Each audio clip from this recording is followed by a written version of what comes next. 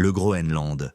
Une terre glacée, immense, lointaine, un désert blanc où personne ne vit vraiment. Et pourtant, les plus grandes puissances de la planète s'y intéressent de près. Trop près. Les USA y installent assez des bases, la Russie y envoie ses sous-marins. La Chine investit en silence. Mais pourquoi? Qu'est-ce que ce caillou glacé peut bien avoir d'aussi précieux?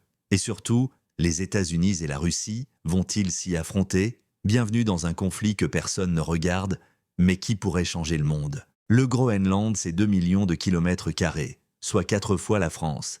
Mais avec moins de 60 000 habitants, 90% de la surface est recouverte de glace. Et pourtant, c'est là que se joue l'avenir géopolitique du XXIe siècle. Pourquoi? Parce que le Groenland, c'est une porte d'entrée vers le pôle Nord. Et le pôle Nord, c'est l'avenir. Ressources naturelles gigantesques, nouvelles routes maritimes, position stratégique pour les missiles et satellites. Et depuis quelques années, l'intérêt mondial pour le Groenland ne cesse de croître. Avec le changement climatique, la fonte des glaces révèle peu à peu ses trésors enfouis. Les grandes puissances ont compris que ce territoire, longtemps négligé, pourrait devenir une pièce maîtresse de la planète.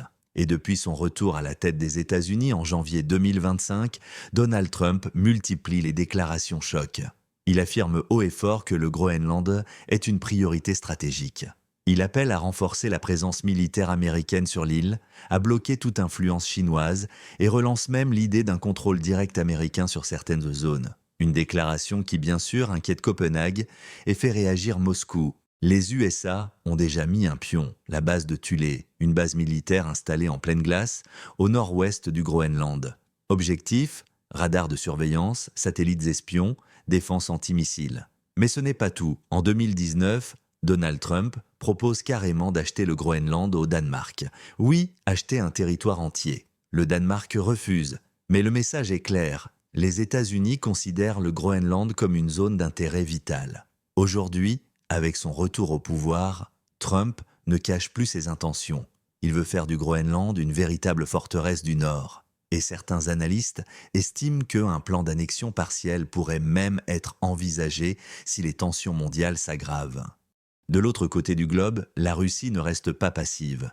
Elle multiplie les expéditions arctiques, réactive ses bases polaires et modernise ses brise-glaces nucléaires. Le Kremlin affirme « l'Arctique est à nous ». Des missiles, des soldats spécialement entraînés au froid extrême, des sous-marins capables de percer la glace. Les analystes parlent d'une OTAN arctique contre une Russie polaire, une guerre froide version gelée.